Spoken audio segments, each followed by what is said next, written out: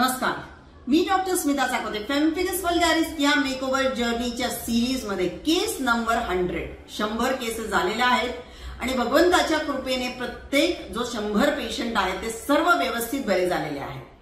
संदीप खोटकर यांचं नाव आहे आणि हे राहतात पुण्याला आणि हे कॉर्पोरेट मध्ये काम करतात आणि यांना शरीरावर, डोक्यावर, चेहऱ्यावर आणि तोंडात असंख्य जखमा झाल्या होत्या आणि त्यांनी बरेच ट्रीटमेंट पुण्याला सुद्धा केल्या होत्या, पण त्यांना सॅटिस्फॅक्शन झालं नव्हतं.